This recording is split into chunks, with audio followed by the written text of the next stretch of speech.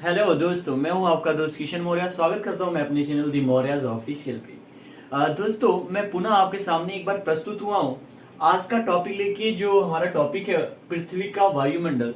कहीं ना कहीं ये टॉपिक हमारे लिए इसलिए काफी इंपॉर्टेंट या महत्वपूर्ण हो जाता है क्योंकि कहीं अगर हम एकेडमिक लेवल का हो तब भी हमारे जो एसएसटी या बोल सकते हैं ज्योग्राफी वाला पार्ट है उससे रिलेटेड काफी इंपॉर्टेंट पॉइंट रहता है। और अगर आप किसी कंपटीशन लेवल का तैयारी कर रहे हैं, प्रिपेयरिंग कर रहे हैं तो आप उसके लिए भी कहीं ना कहीं ये क्या होता है, काफी इंपॉर्टेंट पॉइंट माना जाता है।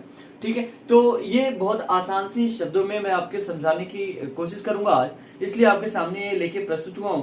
तो आपका समय खराब ना करते हुए आज हम इस टॉपिक पे पुनः बात करते हैं। चलिए ठीक है, स्टार्ट करते हैं। देखेंगे ये जो टॉपिक है हमारा पृथ्वी का वायुमंडल, ठीक है, जिसे हम कहते हैं एटमॉस्फेयर ऑफ अर्थ।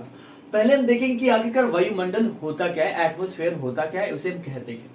देखेंगे जिसमें कहा है किसी भी, ठीक है, किसी भी ग्रह के चारों ओर गैसों के आवरण को वायुमंडल कहते हैं।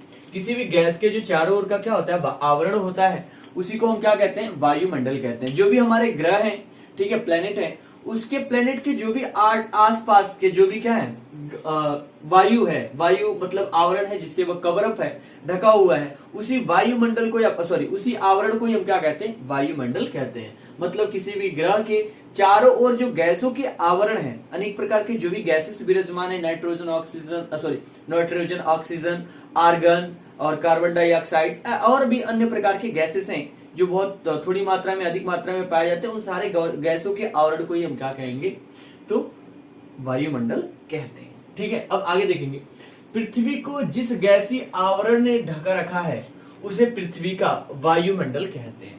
मतलब पृथ्वी को जिस गैसों के आवरण ढका है उसे हम केवल क्या कहेंगे, पृथ्वी का वायुमंडल कहेंगे। वायुमंडल समझा हमने, वायुमंडल वह होते हैं जो ग्रहों के, ठीक है, अनेक प्रकार जो गैसें होती हैं वो किसी भी ग्रहों को आवरण अर्थात कवर अप किए होते हैं, ढके होते हैं, उसे वायुमंडल कहेंगे। पृथ्वी का वायुमंडल वह कहलाता है जो पृथ्वी को अनेक गैसें जो है उसको आवरण अर्थात ढके हुए हैं, उसे हम क्या कहेंगे, पृथ्वी का वायुमंडल कहेंगे।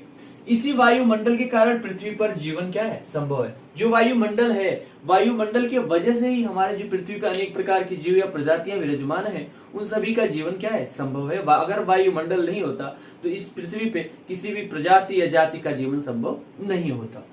अब चलिए देखेंगे कि वायुमंडल की जो आखिरकार ऊपरी परत है उसके अध्ययन को हम क्या कहते हैं। लिखा है कि वायुमंडल की ऊपरी परत के अध्ययन को वायु विज्ञान अर्थात एरोलॉजी कहते हैं। ठीक है, ये कई दफा एग्जाम में पूछा भी गया है। ठीक है, हम इस पे काफी कंफ्यूज रहते हैं, तो हम इस पॉइंट को हम ध्यान से पढ़ लेंगे कि वायुमंडल के ऊपरी परत के अध्ययन को वायु विज्ञान या एरोलॉजी कहते हैं, और जो वायुमंडल का निचली परत होता है इसके अध्ययन को हम ऋतु विज्ञान अर्थात मेट्रोलॉजी कहते हैं। क्या कहते हैं, ऋतु विज्ञान या मेट्रोलॉजी कहते हैं। मतलब ऊपरी जो वायुमंडल का ऊपरी परत है उसे वायु विज्ञान एरोलॉजी और निचली परत को हम क्या कहेंगे, ऋतु विज्ञान या मेट्रोलॉजी कहते हैं। ठीक है दोस्तों, ये आपको समझ में आया होगा। चलिए अब आगे देखेंगे कि जो वायुमंडल है हमारा, वायुमंडल में कौन कौन सी गैसें विराजमान है, और यह काफी एग्जाम के पॉइंट ऑफ व्यू से इंपॉर्टेंट हो जाता है क्योंकि यह कई दफा एग्जाम में पूछा भी गया है पार्टिकुलर कि कार्बन डाइऑक्साइड की हमारे वायुमंडल में कितना मात्रा है,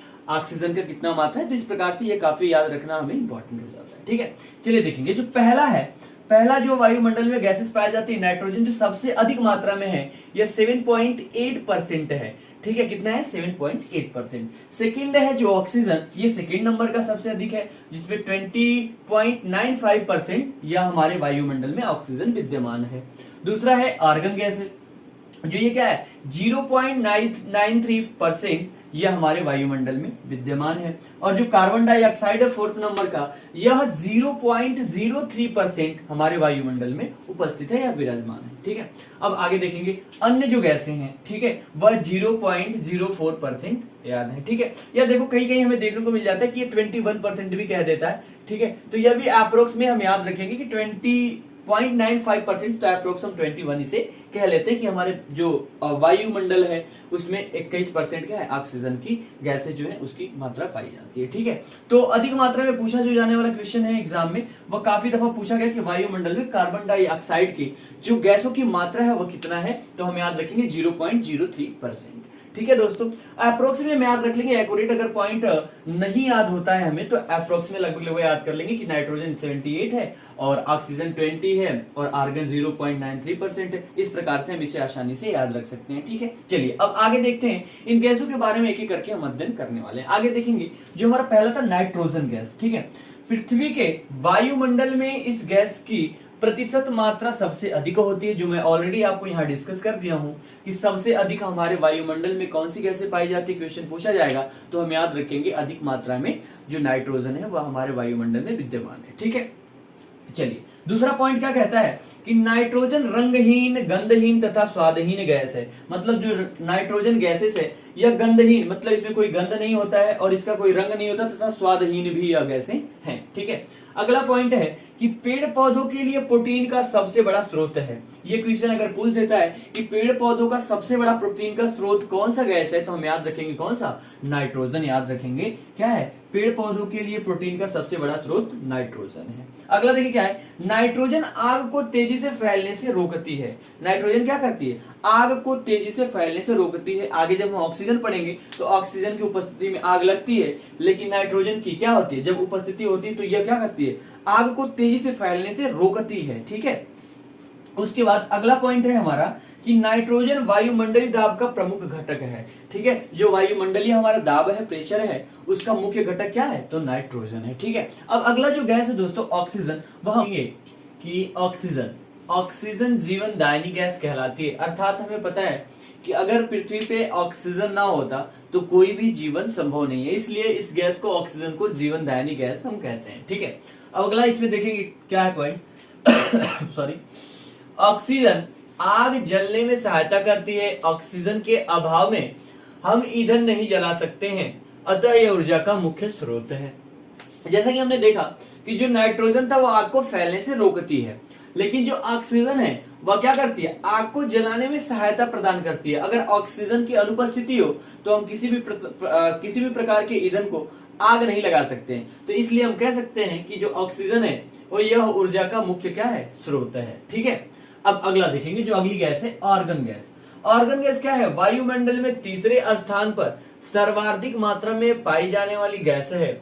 आर्गन गैस का इस्तेमाल विद्युत उपकरणों जैसे बल्ब, ट्यूबलाइट आदि में किया जाता है। ठीक है, तो जो आर्गन है यह तीसरे नंबर का सबसे अधिक मात्रा में पाई जाने वाली गैसें हैं और इस गैस का प्रयोग जो भी विद्युत या इलेक्ट्रिकल प्रोडक्ट होते हैं, जैसे में उपकरण होते हैं, बल्ब हो गया, ट्यूबलाइट हो गया, इसमें इसका हम प्रयोग अधिक मात्रा में करते हैं आर्गन गैस का। ठीक है, अब अगला गैस देखेंगे कार्बन डाइऑक्साइड। कार्बन डाइऑक्साइड जो चौथे नंबर का गैस है, यह गैस भारी होने के कारण वायुमंडल के निचली परत में पाई जाती है।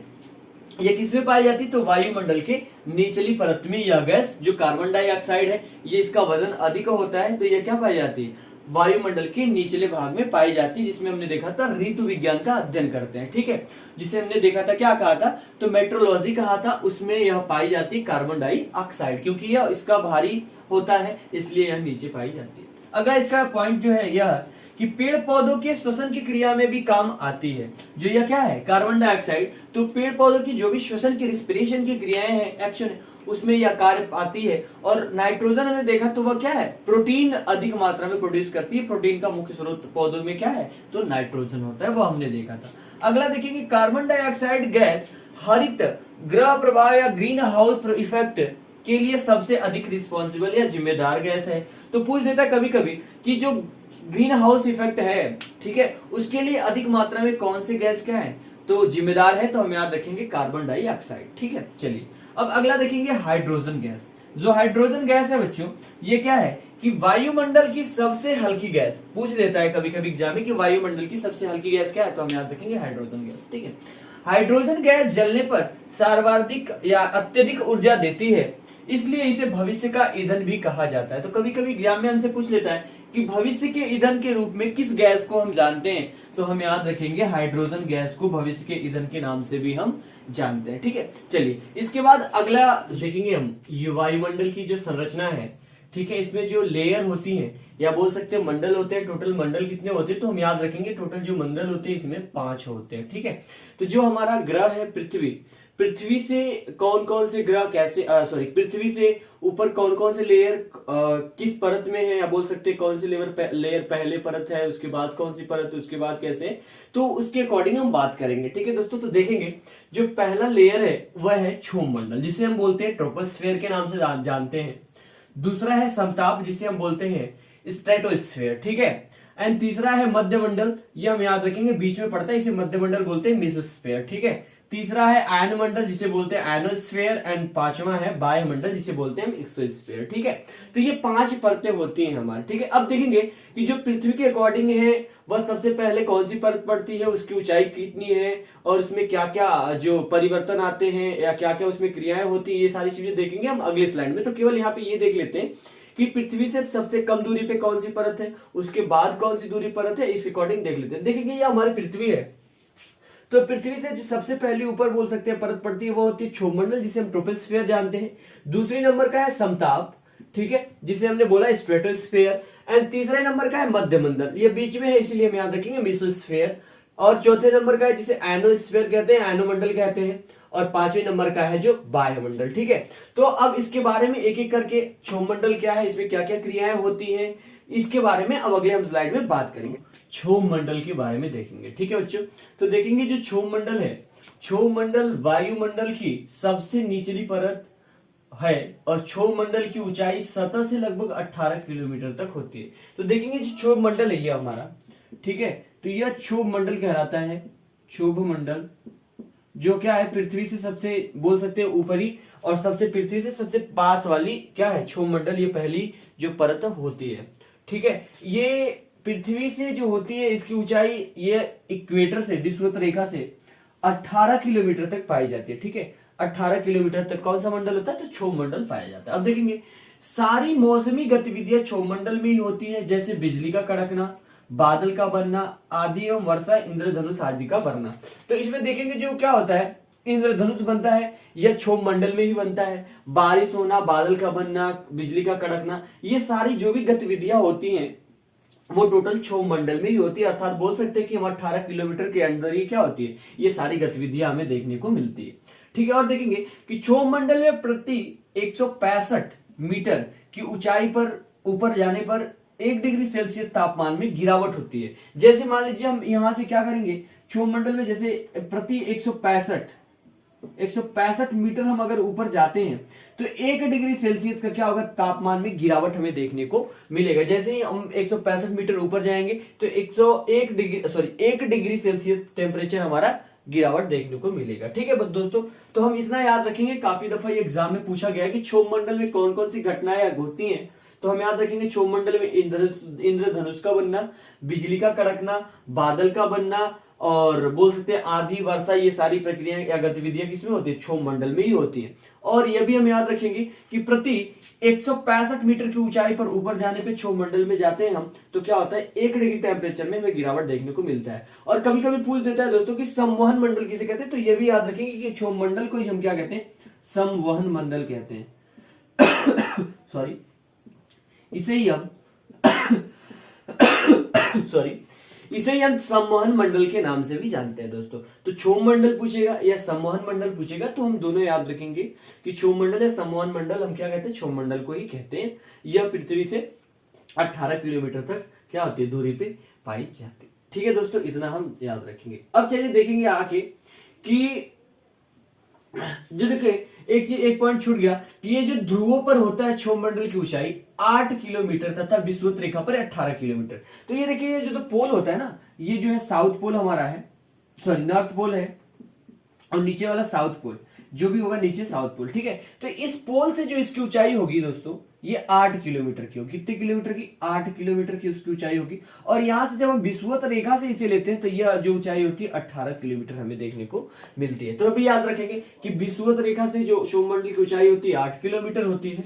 ठीक है, 8 किलोमीटर यहाँ पे लिखा हुआ है, और यह जो ध्रुवों से विषुवत रेखा से 18 किलोमीटर और ध्रुवों पे 8 किलोमीटर होती है। ठीक है, इतना हम याद रखेंगे। चलिए अब अगला परत देखते हैं जो हमारा समताप मंडल है, जिसे हम स्ट्रेटोस्फेयर के नाम से जानते हैं। समताप मंडल पर तापमान लगभग समान रहता है। ठीक है, इसीलिए हम इसे क्या कहते हैं, समताप मंडल कहते हैं। यहाँ पे जो समताप मंडल इसलिए कहा गया है कि यहाँ पे का जो टेम्परेचर होता है वह लगभग क्या होता है, समान या तापमान समान होता है। इसकी ऊंचाई 18 किलोमीटर से 50 किलोमीटर तक होती है। समताप मंडल में कोई भी मौसमी घटनाएं नहीं होती है, जैसे आंधी, बादलों का बनना, गर्जना, बिजली का कड़कना जैसी घटनाएं यहाँ नहीं होती। तो हम याद रखेंगे कि यह जो ऊंचाई पाई जाती है 18, गरज, बिजली का कड़कना जैसी घटनाएं यहाँ नहीं होती है। तापमान समान रहने और मौसमी गतिविधियों से मुक्त होने के कारण वायुयान समताप मंडल में ही उड़ते हैं। और ओजोन परत समताप में ही स्थित होती है, जिसे ओजोन को हम क्या करते हैं, उसकी जो थिकनेस होता है उसे हम डाप्शन में मापने का कार्य करते हैं। जैसे देखेंगे काफी बार एग्जाम में पूछा गया क्वेश्चन है कि जो वायुयान होते हैं वह कौन से मंडल में उड़ाए जाते हैं, तो हम याद रखेंगे जो वायुयान होते हैं वह समताप मंडल में उड़ाए जाते हैं। ठीक है, और जो इसी में क्या होता है, ओजोन लेयर भी पाई जाती है, जो जिसकी थिकनेस हम डॉप्शन में मापने का कार्य करते हैं। तो हम याद रखेंगे कि जो क्षोभ मंडल होता है वह पोल से, ठीक है, पोल से हम याद रखेंगे 8 किलोमीटर पे होता है। ठीक है, पोल से कितने किलोमीटर पे, 8 किलोमीटर पे, तथा जो भूमध्य या इक्वेटर रेखा होता है वहां से 18 किलोमीटर की दूर पे होता है, और समताप मंडल 18 से 50 किलोमीटर के अंदर होता है। ठीक है, अब जो नेक्स्ट मंडल है वो अगले हम स्लाइड में देखेंगे। ठीक है, जो मध्य मंडल है, ठीक है, जिसे हम मेसोस्फीयर के नाम से जानते हैं, तो इसके बारे में बात करेंगे। जैसा कि पिछले स्लाइड में अपने समताप और क्षोभ मंडल के बारे में पढ़ा, इसमें देखेंगे जो मध्य मंडल है वायुमंडल की तीसरी परत है तथा वायुमंडल के बीच स्थित है। ठीक है, इसका विस्तार 50 से 80 किलोमीटर तक होता है। ठीक है, ये हमने देखा था, मध्य मंडल जो होता है 50 से 80 किलोमीटर तक पाया जाता है। अंतरिक्ष से आने वाले उल्कापिंड मध्य मंडल पर आकर ही जलकर समाप्त हो जाते हैं। ठीक है, तो हम देखेंगे कि यह जो एरिया है कहां से कहां तक पाया जाता है, तो यह 50 से 80 किलोमीटर तक। ठीक है, यह जो एरिया है जिसे हम कहते हैं क्या, इसे हम जानते हैं मध्य मंडल के नाम से। ठीक है, यह 50 से 80 किलोमीटर के मध्य पाया जाता है। इसका जो विस्तार होता है, तो पूछेगा कभी कि मध्य मंडल हमारे पृथ्वी से कितने ऊंचे तक पाया जाता है, तो हम याद रखेंगे 80 किलोमीटर तक, 50 से 80 किलोमीटर तक मध्य मंडल पाया जाता है। ठीक है, जो उल्का पिंड आते हैं ना, वो इसी मंडल में आते आते जल के खत्म हो जाते हैं। जो उल्का पिंड आता है यह इसी मंडल में आते आते जल के क्या हो जाता है, तो खत्म हो जाता है उल्का पिंड। समझ में आया? तो हम याद रखेंगे, कोई पूछेगा कि उल्का पिंड किस मंडल में आते आते जल के समाप्त हो जाता है, तो हम याद रखेंगे जो मेसोस्फीयर है, मध्य मंडल है, इसी मंडल में आते आते वह जलकर समाप्त हो जाता है। ठीक है, जो अगला मंडल है दोस्तों, अब बात करेंगे हम आयन मंडल का, जिसे आयनोस्फीयर के नाम से जानते हैं। आयन मंडल के ऊपर 80 किलोमीटर से 400 किलोमीटर के बीच स्थित है। तो यहां से 80 किलोमीटर से यह लगाए 400 किलोमीटर। ठीक है, यह 400 किलोमीटर के मध्य तक स्थित है, जिसे हम क्या कहते हैं, तो आयन मंडल के नाम से जानते हैं। कौन से मंडल? आयन मंडल के नाम से हम जानते हैं। 400 किलोमीटर तक स्थित है। वायुमंडल की यही परत रेडियो तरंगों को परावर्तित करती है। संचार उपग्रह, कम्युनिकेशन सैटेलाइट इसी मंडल में स्थापित किए जाते हैं। जो भी कम्युनिकेशन का हमारा सैटेलाइट है, संचार सिस्टम है, संचार सिस्टम पूछ देता है कभी कभी कि संचार जो प्रक्रियाएं हैं वह कौन से मंडल में स्थित किया जाता है, संचार उपग्रह कौन से मंडल में स्थित किया जाता है, तो हम याद रखेंगे दोस्तों कि यह 400 किलोमीटर तक पाया जाने वाला जो आयन मंडल है उसी में स्थित किया जाता है संचार उपग्रह, सैटेलाइट जिसे बोलते हैं कम्युनिकेशन सैटेलाइट। तो हम इतना याद रखेंगे। ठीक है, मध्य मंडल में क्या होता है, तो उल्का पिंड इस मंडल में आके जल के समाप्त हो जाते हैं, और उसके ऊपर जो पाया जाता है 400 किलोमीटर तक, जिसका नाम है आयन मंडल, उसमें क्या होता है, तो संचार सिस्टम है या संचार उपग्रह है वह उसमें स्थापित किए जाते हैं। ठीक है, अब लास्ट वाला हम बात करेंगे आयन मंडल, जिसे बाह्य मंडल, जिसे हम बोलते हैं एक्सोस्फीयर। देखिए वायुमंडल क्या है, वायुमंडल वायुमंडल की सबसे ऊपरी सतह है, या बोल सकते हो ऊपरी, सबसे यह ऊपरी परत है, जिसे हम वायुमंडल के नाम से जानते हैं।